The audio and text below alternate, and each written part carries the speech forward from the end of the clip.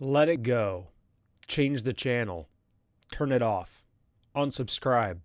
Unfriend. Unfollow. Mute. Block. Walk away. Breathe.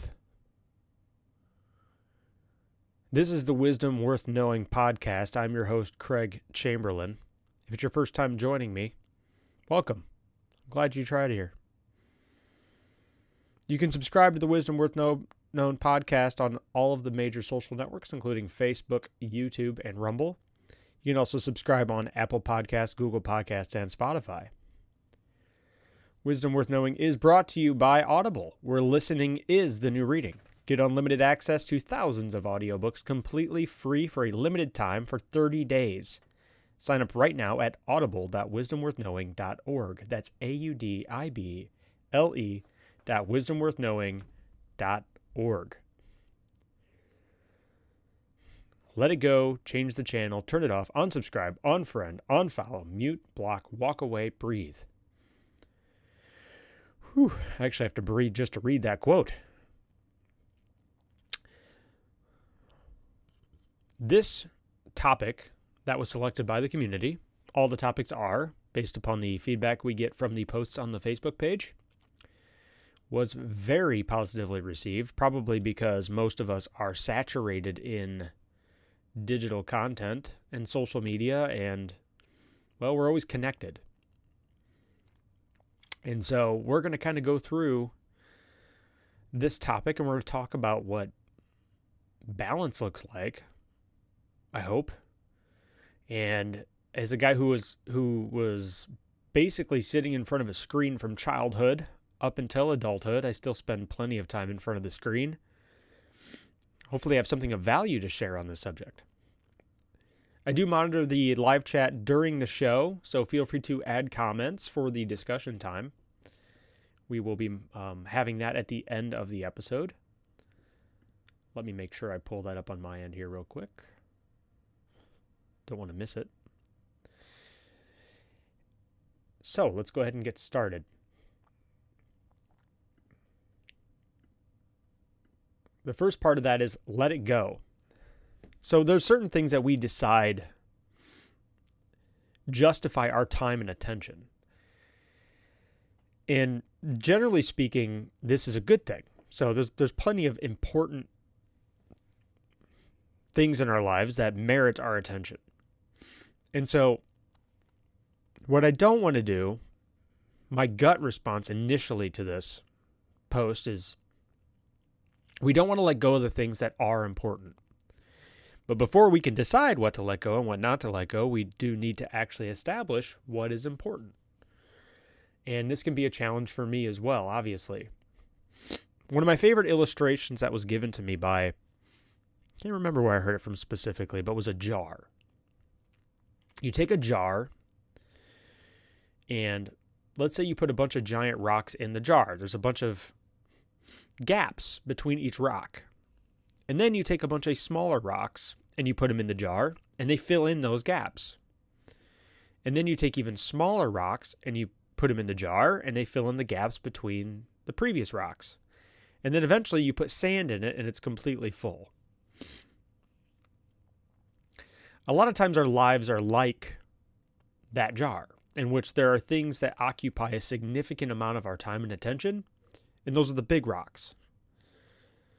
And then once we fill up the jar, we start to take on additional responsibilities and challenges, and that becomes the smaller rocks that kind of fit in around the littler rocks. And then we're typically not satisfied with that. So then we take the even smaller rocks and we fill in what little gaps of time we have and attention we have left with even more little rocks. And then we get restless again, or we just assume, well, no, we still got some space here. Let's squeeze some more in. So then we fill it in with sand. Before we know it, our jar is completely full, which means it's not free to take on anything new. Now, initially in our heads, we might think, well, this is an efficient way to live, right? This is a method by which we can be super efficient. But we're taking on these huge responsibilities initially, And then rather than allowing the gaps to be there so that we have some flexibility, we continue to fill in the gaps. Over time, we have a full jar, and then we find ourselves in a position in which we cannot accept any new responsibility or any new thing for fun. So we can become very rigid because there's no space left. The point of the analogy from the person telling the story was that we need to keep space in that jar for new things. Now, we don't keep the jar empty, obviously. And we obviously want to keep the big things, the most important things. We have to decide what those are and keep those in there. But the smaller things that tend to fill in that gap of time, those tend to be wasteful things. Which moves into kind of the next part of the quote, where we need to learn to change the channel or turn off the TV, turn it off, unsubscribe from things. Do we spend too much time on our Netflix subscription, our video game subscription? Trust me, you're not alone. I do the same thing. Do we need to unfollow certain things that occupy too much of our time and attention? Do we need to mute things that distract us from the things that are most important to us? Do we need to block certain things that just simply, every time we turn it on, it grasps our attention? It makes us not able to focus. Do we need to walk away from something? This process is often called pruning, much like with a tree. If you look at a tree and the way it grows, bonsai trees are really popular for this, and it's a discipline that's, I believe it's Japanese in its origins. But the purpose of it is you actually prune the tree so that it grows in a very specific way. And the mindset behind this is that there are certain parts of us that may be growing, but they may not be beneficial. They may not be growing us in the direction that we want to go.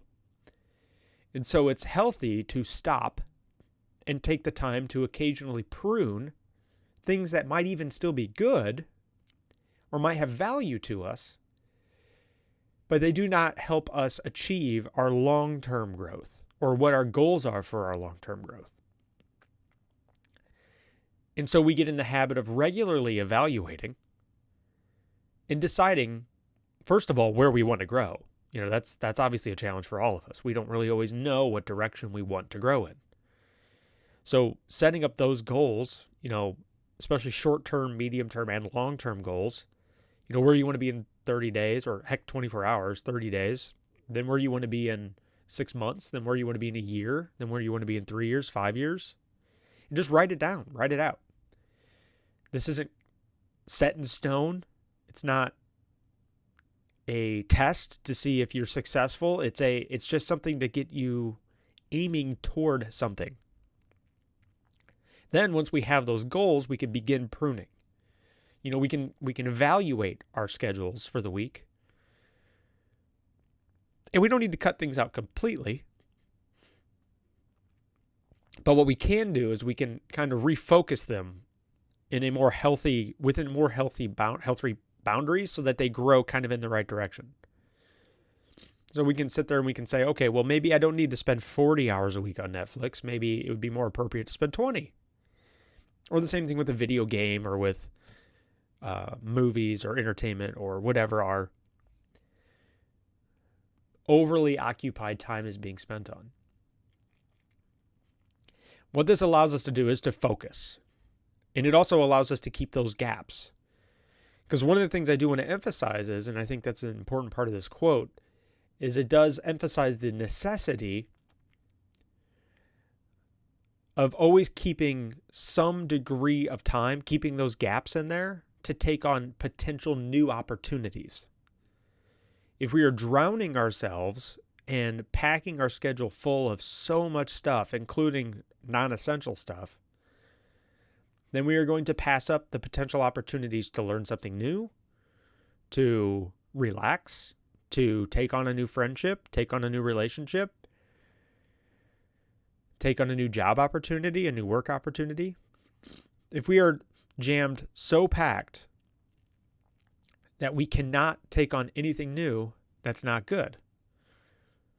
So obviously it'd be best to start with the pruning on the least important things. But that's kind of only for us to decide what those are. Maybe your shows are part of your relaxation time, and self-care is extremely important. You'll hear me say that a lot on the show. Self-care is extremely critical to being the best version of yourself. You do have to make time for yourself to enjoy life. That way you are full and you're actually able to spill over into other people. Because if you're busy and miserable, it doesn't matter how efficient you are. Your misery is going to spill over into everybody else, and that's not going to be productive either. So it's all about finding that balance and then pruning out certain things. What's interesting that happened to me is when I first started doing this, there were certain things I cut out completely. For me, it was a big time consumer of me was gaming. And so I cut it out completely. This was around my 20s. And that was really beneficial for me in the short run. But in the long run, what I ended up doing is I actually ended up bringing it back into my life. Excuse me. I ended up slowly implementing it back into my life. And that was useful because now it kind of grows with me in the direction I'm heading. So now I get to enjoy the thing that I did get a lot of value out of, and it did fill me up. But it's in a healthier environment. Or it's more conducive to my schedule.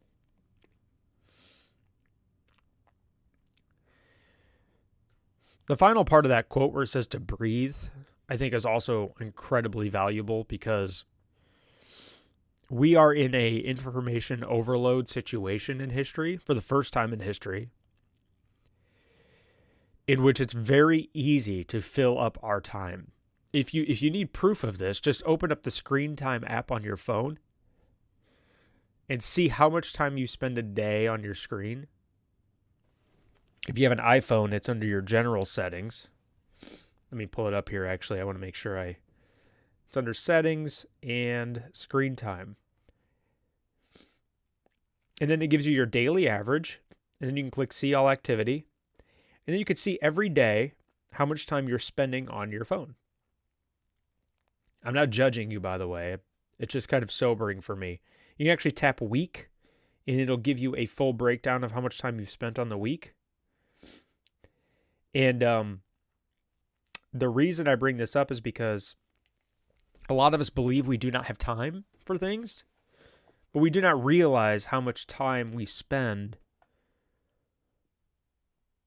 just on our devices. And then you kind of look at it and you go, if I actually spent 10% of this, or even 20% of this on something productive or new, or focused on whatever my goals are, how much value would that add to my life? Would that make a difference? What would I look like a year from now if I spent 30 minutes of that 4 hours a day focused on something that helps me grow toward my goals, my short and medium term goals? You can also set limits in your phone too. If there's certain apps or something that tend to occupy a chunk of your time, like YouTube or Netflix or whatever it might be, you can actually set daily limits so that you can force yourself to get off of them after you've kind of burnt through whatever your time is. That's a good thing to kind of just get started.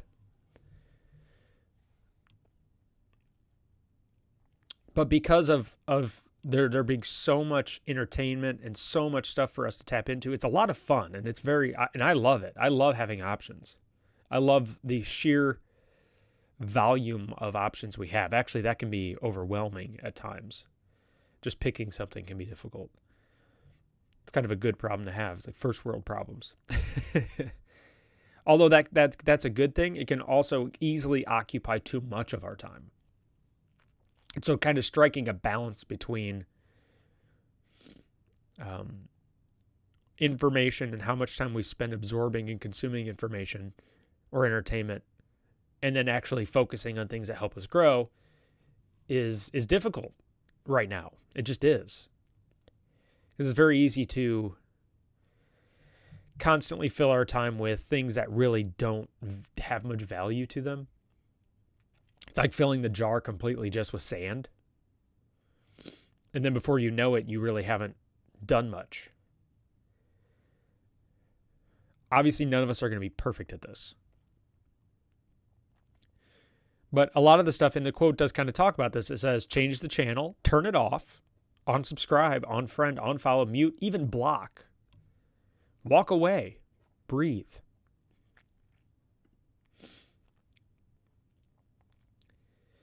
So the screen time thing is I think, absolutely essential to kind of helping cultivate at least the bad habit of spending too much time on our devices. Another thing I've noticed is it is very difficult to be alone now. You know, just to just to sit back and sit in silence. So there's benefit in that too. Part of the breathing. When was the last time you actually sat with yourself alone in a quiet room or a quiet place and listened to yourself think? Are you terrified of this prospect? I know my kids are. I'm hoping it's just an age thing, but I have to believe it is, because my daughter really struggled with this when she was less than 10. And now that she's turned 11, she got her own room. She's got a little bit of independence. She's completely 180'd on this. But it used to be that she could not be alone. It terrified her. And I think this is normal for most kids. But part of that is when you're alone with yourself, you're alone with your thoughts, and then you have to learn how to manage your thoughts. You know, you don't have the distractions anymore. And so you have to live with whatever those thoughts are. Or at least learn to live with them, at least for a little bit. And the sad part is that voice doesn't really ever go away. So even though we're distracting ourselves all the time, it is good to spend a chunk of time every day just listening to ourselves think or processing what's happened that day, rather than kind of letting it all accumulate under the hood. Wisdom Worth Knowing is brought to you by Audible. If you're like me and you love reading but don't have the time, then Audible audiobooks may be the perfect solution for you. With Audible, listening is the new reading. You can pop in your earbuds and discover that next exciting adventure, or expand your knowledge from any PC, Mac, Android, Alexa, or Apple device. And check this out. Because you listen to this show for a limited time, you get instant access to thousands of audiobooks from Audible's Premium Plus catalog completely free. Just visit audible.wisdomworthknowing.org right now and take advantage of a free 30-day trial. That's right, for 30 days, you'll get full access to Audible's Premium Plus catalog, as well as an additional free title of your choosing. If you discover audiobooks aren't for you, no problem. You cancel instantly online. That's it. It's that simple. 2 years ago, audiobooks began to change my life, and they may change yours too. Pause this podcast and head over to Audible. That's audible.wisdomworthknowing.org and sign up right now. So we're going to move into the discussion time here shortly. Before we do that, remember, let it go. Change the channel, turn it off, unsubscribe, unfriend, unfollow, mute, block, walk away, breathe. In a heavily media-centric culture, we also need to recognize the fact that many in the entertainment industry capitalize on fear and anxiety and depression because it captures like a part of our brains that makes us not be able to look away. It's like a tragedy. It gets the adrenaline and the nerves running, and so we have to keep watching. And so we do have to be somewhat defensive of the content we fill our heads with, especially news sources, because they have a tendency to be overly negative and overly dramatic so that we keep watching. And that can really not be good for us. So there might be certain things we just have to cut out completely if we learn that they're just not good for our disposition. And only we can really know what those are. So let's see what's going on here in the chat. Becky says, good morning. Good morning, Mom. Hi, Mom. Brad says, good morning. Good morning, Brad. Good to see you again. Nina says, I used to spend 6 hours. Now I'm under 2. Wow, that's quite an improvement. That's a part-time job. So you're talking about on the phones, on the screen time. I was around the same way. I think I was around 6 hours when I first started paying attention to it.